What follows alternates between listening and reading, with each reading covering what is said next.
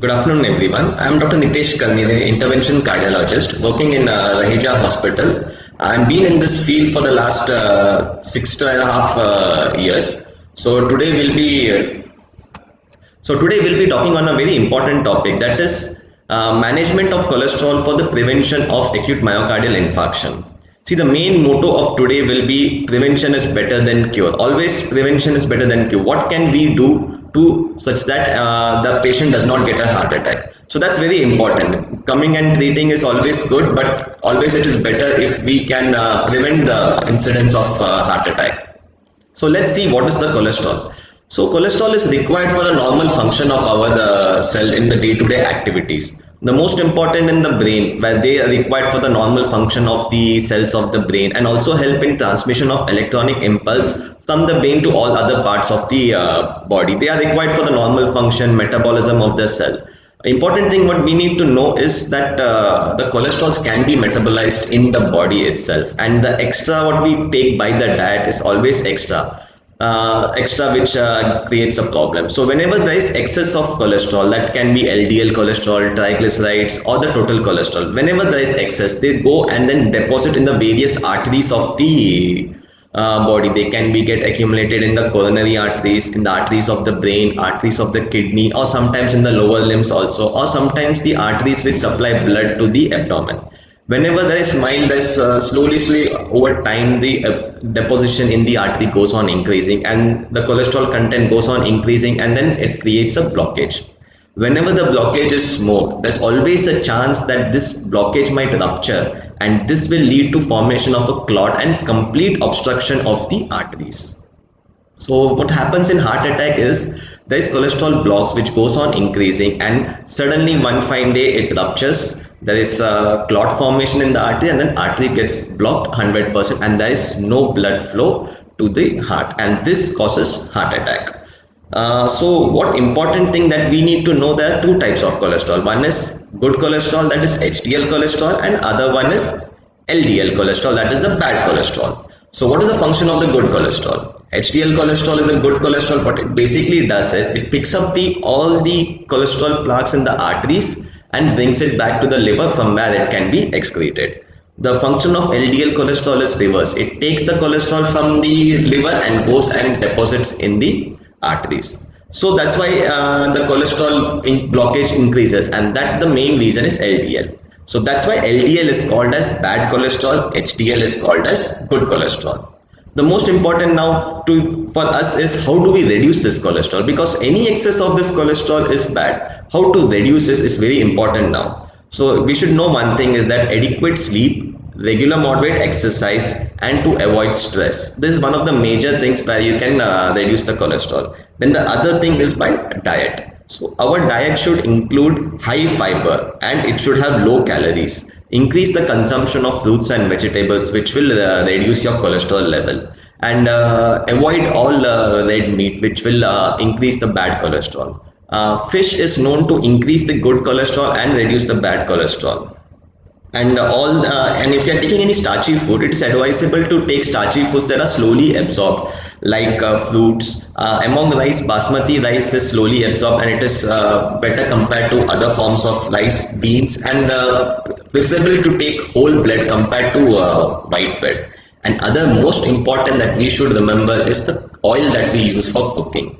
And many people ask me, like, which oil is good for the heart, which is bad. Every oil is bad for the heart, and hence the oil should be used at the least amount as much as possible. So if we see the oil, there are three types of oils. One is polyunsaturated fatty acids, and other one is monounsaturated fatty acids, and the last one is the saturated fatty acids. So we should increase in our diet, whenever we use oil, the saturated fatty acid should be avoided as much as possible, and polyunsaturated fatty acids and monounsaturated fatty acids can be used at the least amount of quantity. So now what are those oils? So the one that comes under polyunsaturated fatty acids are sunflower oil, soya oil, corn oil or fish oil.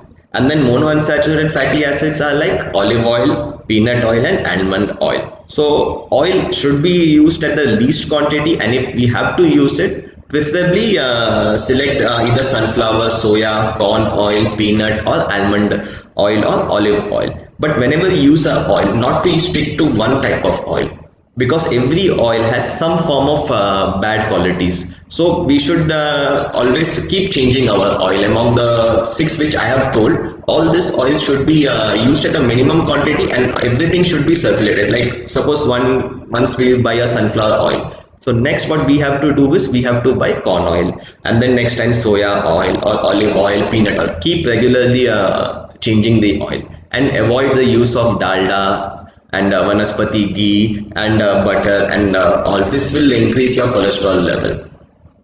Another important thing is the cooking. What is the method of cooking in which the cholesterol is less and the diet is less cholesterol and fatty acids? So important is the boiling and the steaming method. In this method, the oil used is very less, and without oil also it can be done in boiling and steaming. So this is good. Barbecue and grill method is also good because oil is not used in them, and while there is some nutrient loss when we heat it at a very high temperature, but also the fatty acids are also lost when we use the barbecue or the grill method. The very bad one is the frying method. Any frying method will require the utilization of oils. So this oil is very bad. So we should reduce the fry items. Anything fry, fish, even as I said that fish is good, but when we fry the fish, so it comes along with that oil. So that oil is bad. So fried fish should be avoided. Any fry items as much as possible, even though it's a veg, should be avoided as much as possible, because they require the oil, and the oil gets absorbed in the food while cooking, and then it is absorbed in our GI tract, and then it gets deposited, cholesterol gets deposited in the artery. So important is to avoid as much as possible the fry items. The other things with which we can reduce cholesterol is by medication. Various statins are available which your doctor will prescribe you for the high cholesterol, other things. And other important thing is which are the other foods that can reduce the cholesterol. They are the peanuts can reduce, almonds can reduce, all this nuts and all walnuts, they can also reduce the cholesterol. They also have to be included in our diet to reduce the cholesterol. So in short, if we see the diet, use oil as less as possible. Cooking method, the best one is steaming and the boiling method. And diet, increase dietary fiber in your diet, reduce the level of calories that you eat, and eat nuts like walnut, almond, peanut, which will reduce the cholesterol level. The other major question which everyone asks is who all should get tested. Regular testing of the cholesterol level is required for this category of people. They are like age, whenever the person's age is more than 45 years of age, they should get that cholesterol regularly checked. Other thing is if the patient is having diabetes or hypertension, they have increased chances of having increased cholesterol. So this has to be checked regularly. And any young people also less than 45 who has a family history of early heart attack or a stroke in their family, or that many other uncles, aunts, parents, grandparents have got any stroke or heart attack at an early age, or they have increased incidence in the family, then those people should get their cholesterol checked regularly. And anyone with previous heart attack or stroke, they should get their cholesterol checked regularly and keep it under control. Various levels are there of what cholesterol should be checked. That is for the normal people without any comorbidities, it should be less than 116. And the other end is people who had got an attack or any form of coronary artery diseases. For them, the level should be much lower. It should be less than 56. So important thing is what we need to realize is the lower level of cholesterol. The lowest is always the better. Keep it as low as possible. And it should be remembered that this has to be maintained for your entire life. The lower cholesterol, always better. The other motto that we should always remember is prevention is better than cure. It is always better to prevent an attack with the controlling of your cholesterol than to go to a hospital with heart attack and get all angioplasty and bypass done. If we reduce the cholesterol, we can definitely reduce the incidence of heart attacks to the patient.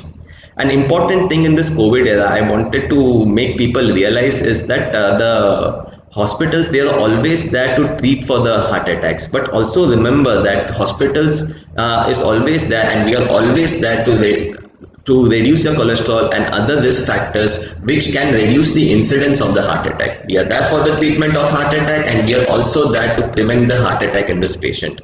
So it is always better you get your cholesterol checked regularly and live a very healthy life and lifestyle modification, healthy life, and control your diet and meet your cardiologist regularly, even in during this COVID era, will always be better for you.